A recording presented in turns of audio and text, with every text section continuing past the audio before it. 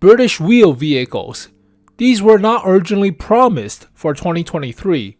Originally, it was the Chinese rocket heavy tanks and the Japanese tank destroyers and heavy tanks. Now a fourth vehicle tank line. That's highly above average.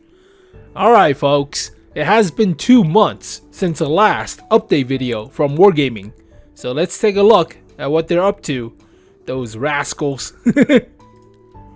Let's speed this up. 10 Hello minutes. everybody, Holy and welcome crap. back to the Roadmap Highlights episode 2. Today I brought some reinforcements directly from our game development team, Aleksandra. Hello, Michael. She will help me to explain better to you in more detail what we are preparing for you for the upcoming months. So in today's episode we want to focus on a couple of upcoming features. Returning a new game modes, new features in general, which we are cooking as well for you, and then last but not least, the British medium vehicles that are finding their way into our game later this year. I hope you're equally excited about the details that Aleksandra will now be able to share. Enjoy the show and see you later.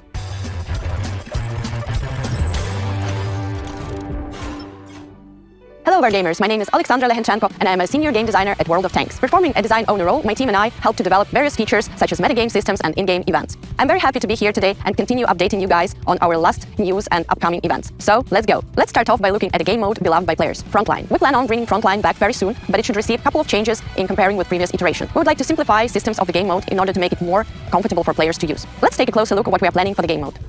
Players will now be offered the option to pick between 2 random reserves while playing Frontline, allowing players to potentially pick the same reserve twice, increasing its effect. All abilities will level up equally and consist of 3 standard tiers. Using the already familiar reserve tokens, you can also buy an additional level, allowing you to achieve tier 4 for your reserves. That's nothing. How about you add back tier 9s or tier 10s? They're not going to. Pussies. That's nothing. That's whatever. I mean, at least we have a desert map with front lines, but if the rewards still suck, then it's only for credit grinding, mostly. Another game mode you can expect to see is Steel Hunter Reborn, which will have a few key differences from the classic game mode. We will introduce a respawn ability for the first few minutes of the game. It can also be found in blue supply drops, allowing players to re-enter the match if they are destroyed during the initial stages of battle. And if you are playing in a platoon, you will even be able to revive your platoon mate if you haven't been in combat recently. Finally, we will also be introducing AI enemies to Steel Hunter Reborn, called Marauders. Face off against these new opponents and destroy them to gain more supply drops and experience. Marauders may seem familiar to many of you, especially if you played previous game modes such as Mirny 13. There will be 3 different types of Marauders. The Wolf, which will stalk you from a distance and try to cause damage from range. The Bear, which will immediately start brawling with you as soon as you enter its proximity, but disengages when you distance yourself. And lastly, the Rabbit, which will try to run from you as soon as you spot them. Also, we will be looking at adjusting the gameplay by reducing the number of players to 15 in solo matches. All of this should reduce the odds of the early engagement, give players opportunity to level up, and stand a better chance in the game later. Now, let's talk about the return of the event that many of you asked about. I'm talking about Mirny 13. Okay, so about the little Steel Hunter thing, if the rewards still suck, and if you don't get that many Battle Pass points from it, then nobody will play it. It's even more excruciating than Frontline because you're not playing your own vehicle. You're not getting XP for your own tanks and crew XP and other stuff, or credit making potential, like with premium tanks in Frontline. So if the rewards really suck, then there's no point. Definitely no point. That will return later this year, concluding the story of Mystical Town and anomaly that occurred there.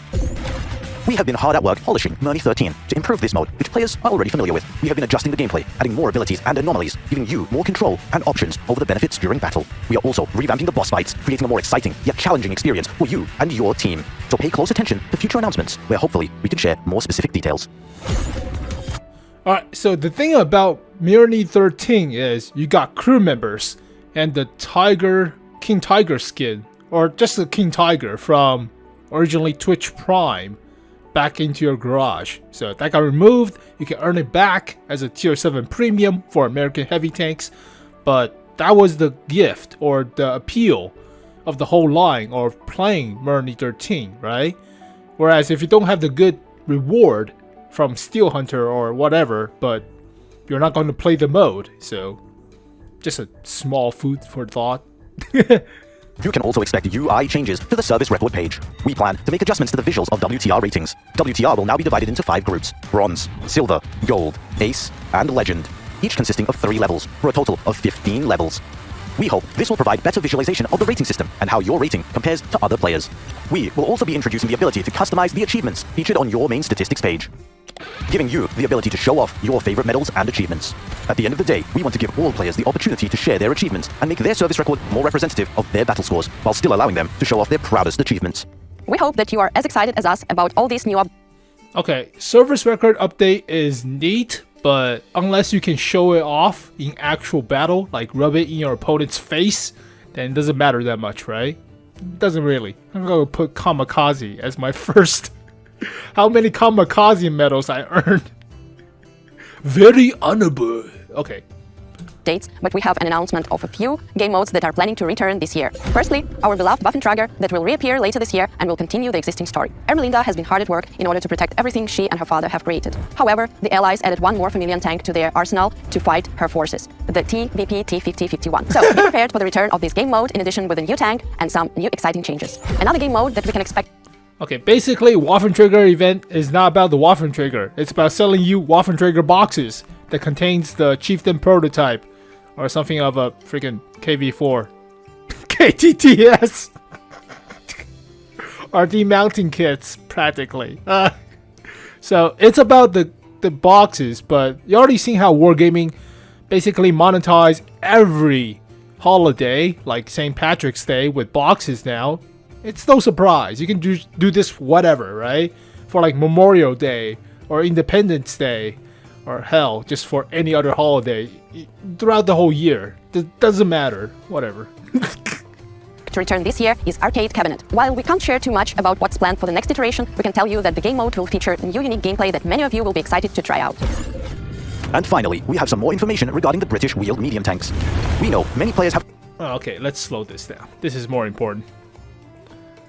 concerns regarding the introduction of new wheeled vehicles, but we want to clarify that these tanks will be more comparable to lightly armored mediums with good guns, as opposed to current wheeled vehicles in-game that players are already familiar with. We can confirm that these tanks will not have two speed modes like the EBRs, and that these tanks will have slower forward, reverse, and traverse speed, driving more similarly to tanks like the Batchat 25T. On the topic of tank traverse, it's important to note that the British wheeled mediums will not turn like the EBRs, but rather traverse on the spot, like more traditional tanks featured in the game.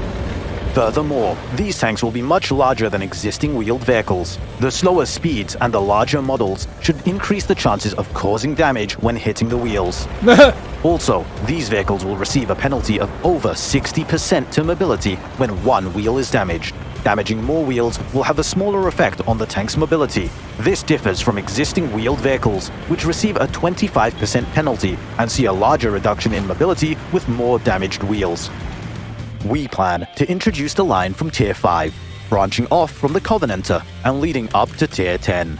We will also be introducing a new Tier 8 premium vehicle to the Super Test very soon. Unfortunately, it's too early to share any specific details about each of these tanks. However, we are certain that this line of tanks will be an interesting line, especially whoa, wait a minute. Alright, let's slow this down. This line of tanks will be an interesting line, especially for Oh god, what is this? Okay. Looks like an EBR hull too. A little bit, with the cleft nose and stuff. Ugh. experienced players. We hope There's only 3. I guess they only have those 3 models compared to like the 5. Fine, whatever. you found this video useful and it gives you a good glimpse on what to expect during the upcoming months. So, watch for another episodes by subscribing if you haven't done it yet. Okay, I mean, it's mostly the modes. I mean, not that much dramatic differences. Not really. And the British wheel vehicles, but yeah, I mean, about all the modes, like I said, if you don't get that good of rewards, especially for your own crew or your own tanks, then there's no point. Not really, unless you get like super high battle pass points or something, but people usually play Frontline for credit grinding, mostly. And that's going for premium tanks.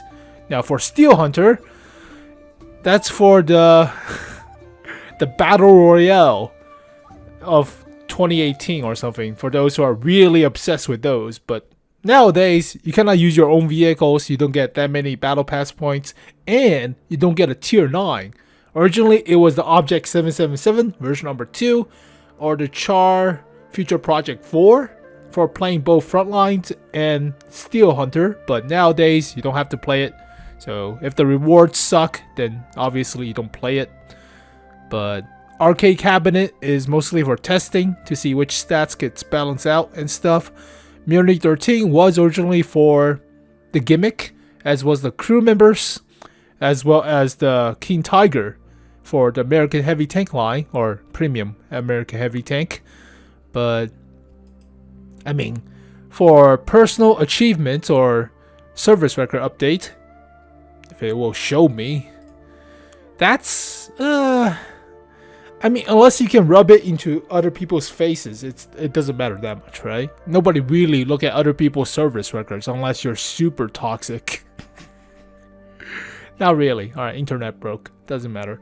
As for British wheel vehicles, it's nice that we're getting back to like the original pre 1.0 amount of tanks added per year. So originally it was like 4 tank lines or 5 tank lines per year.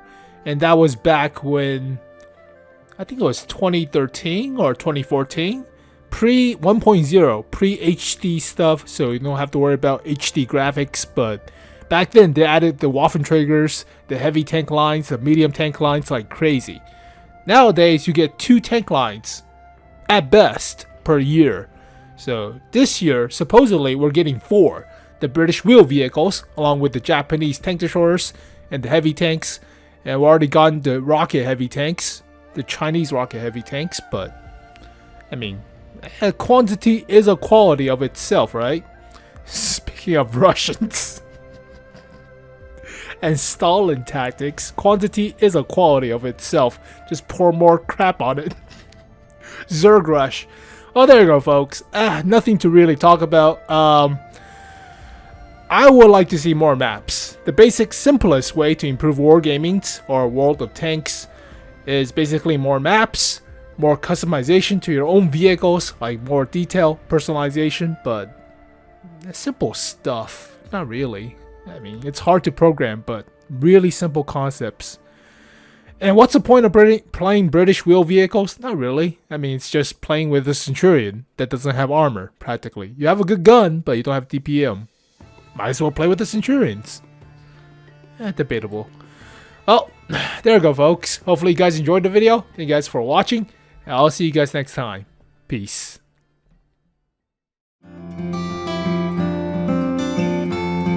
And if she asks you why, you can tell her that I told you that I'm tired of castles in the air. I've got a dream I want the world to share, and castle walls just lead me to despair.